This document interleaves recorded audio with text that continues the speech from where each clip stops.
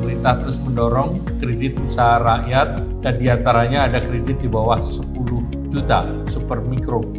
Nah mungkin yang super mikro ini bisa didigitalisasi sehingga tentu UMKM ini mempunyai kartu kredit yang bisa diputar untuk kredit yang sebesar 10 juta. Saya berharap program ini bisa meningkatkan UMKM yang unbanked menjadi bankable.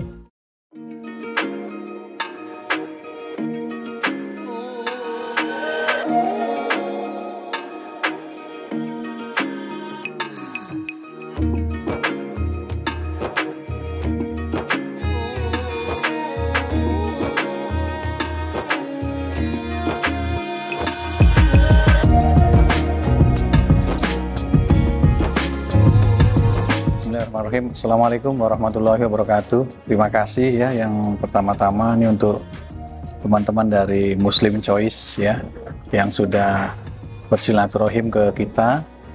Saya perkenalkan Asisten Deputi Keuangan Inklusif dan Keuangan Syariah.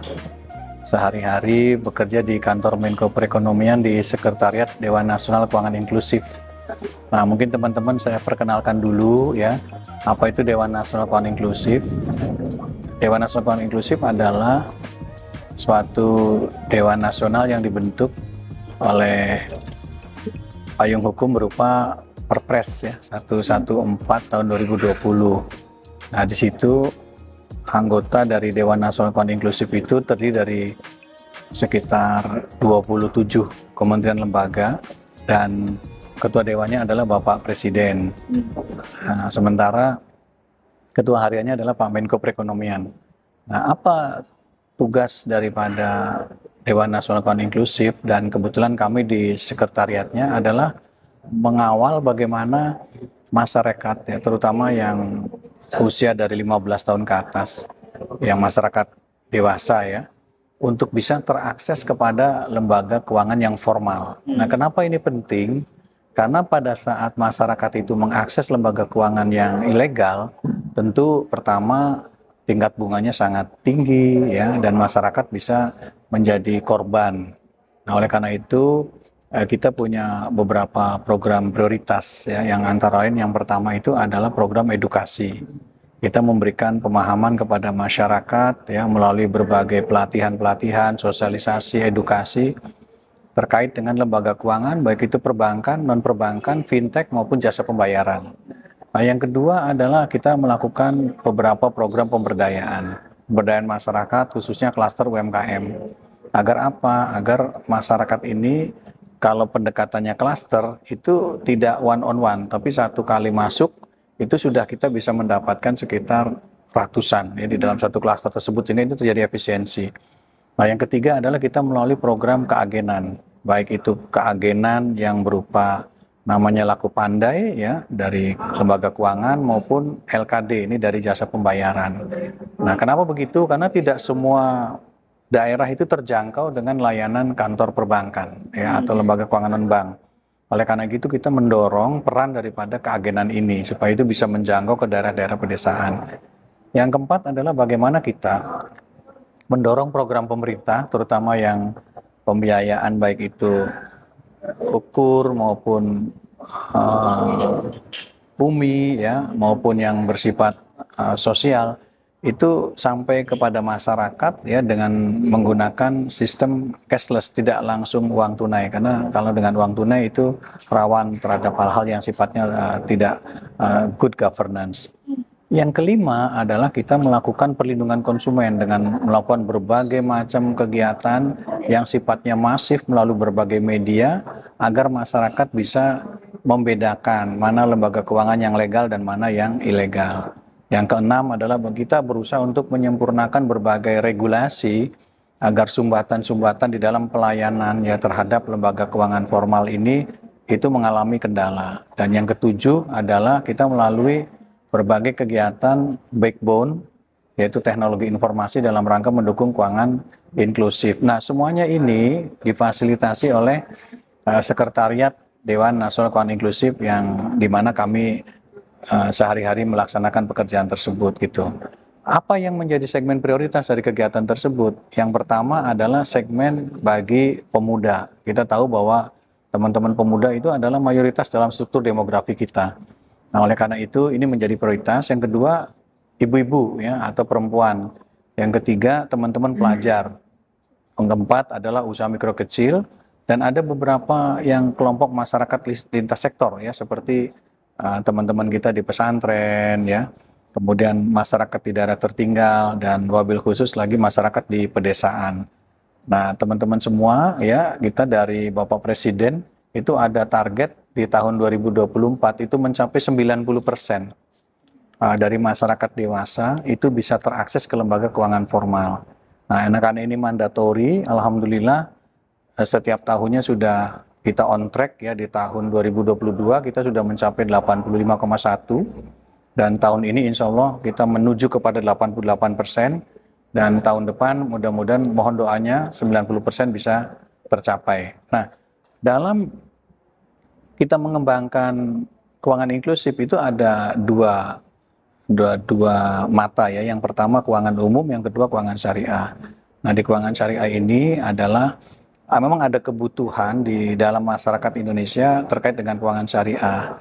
Nah, oleh karena itu kita mendorong keuangan syariah ini supaya bisa menjadi pendamping dari keuangan inklusif, khususnya bagi masyarakat yang memang terutama teman-teman kita yang muslim ya, wabil khusus misalnya di pesantren. Nah, apa bentuknya? Antara lain misalnya kurs syariah, kemudian ada juga mekar syariah, kemudian ada fintech syariah melalui APSI, dan ada juga kegiatan yang terkait dalam upaya pengembangan keuangan syariah ini. Kita juga mendorong untuk lahirnya koordinasi nasional yang terkait dengan one pesantren, one produk, sehingga sisi suplai pembiayaan dari lembaga keuangan, baik itu perbankan maupun non-bank maupun jasa pembayaran, itu ketemu dengan sisi demand dari pembiayaan tersebut yang berupa sektorial yang ada di tiap-tiap pesantren melalui program OPOP tersebut gitu. Nah, pesantren ini juga menjadi salah satu klaster ya. Seperti kita tahu bahwa di Undang-Undang 18 tahun 2019 salah satu fungsi pesantren adalah untuk pemberdayaan. Nah, inilah nanti titik temunya, kita akan melakukan pemberdayaan tapi melalui lembaga ekonominya atau koperasinya gitu, Mas. Nah, dengan penguatan di koperasi ini ya, maka kemitraan atau orkestrasi nasional, kolaborasi merah putih bisa kita wujudkan di lembaga ekonomi pesantren tersebut. Sehingga ini secara nasional akan bisa mendorong meningkatkan akselerasi daripada keuangan syariah di Indonesia. Mungkin itu secara umum.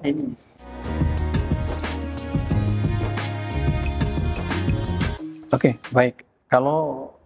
Kalau percontohan ini mungkin di masing-masing provinsi bisa kita lihat ya. Umpamanya kalau di Provinsi Jawa Barat itu kita kalau dengan teman-teman di pondok pesantren itu kita bisa lihat di pondok pesantren di Al-Ittifaq misalnya. Itu adalah salah satu kolaborasi kita di pemerintah dengan pondok pesantren.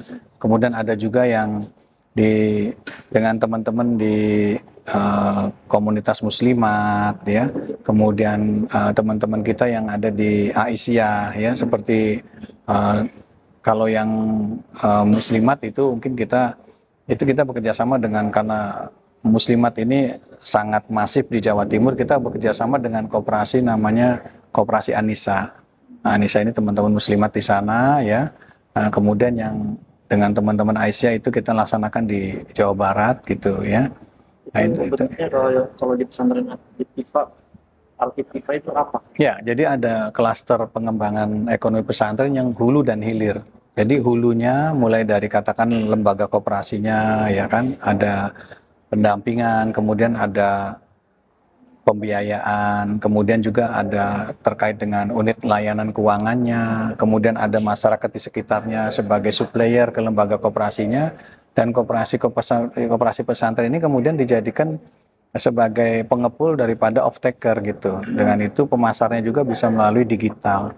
Ini ada suatu ekosistem yang kita bangun di beberapa pesantren, dan kita bekerja sama dengan teman-teman dari Bank Indonesia, Kementerian Agama gitu, kemudian dengan tim nasional OPOP gitu. Dan itu walaupun mungkin tidak sesukses di Al-Ittifaq, tapi di pondok pesantren lain juga kita terus lakukan sosialisasi dan edukasi agar dapat mengembangkan program One Pesantren One Product tadi gitu. Di Majalengka misalnya ada pondok pesantren yang mengembangkan ekowisata seperti anggur Brazil ya. Kemudian ada juga yang di Sumedang misalnya itu dengan peternakan rakyat ya. Nah, mungkin nanti kapan-kapan teman-teman dari Muslim Choice bisa lihat-lihat kunjungan ya gitu. Gitu. Itu mungkin beberapa kalau untuk percontohan ya. Jadi di perguruan tinggi juga kita lakukan ya. Jadi kita melakukan kolaborasi nasional ini, misalnya katakanlah di suatu koperasi ya, misalnya di koperasi perguruan tinggi, kita tawarkan di sana, misalnya contoh sederhana, misalnya program Bulog. Bulog itu punya rumah pangan kita, nah sehingga masyarakat bisa mendapatkan untuk supplier sembako yang harganya terjangkau, kan gitu. Kemudian kalau misalnya di pesantren, kalau ada program untuk pengiriman barang orang tua siswa dengan santrinya, itu juga bisa dengan teman-teman dari pos logistik.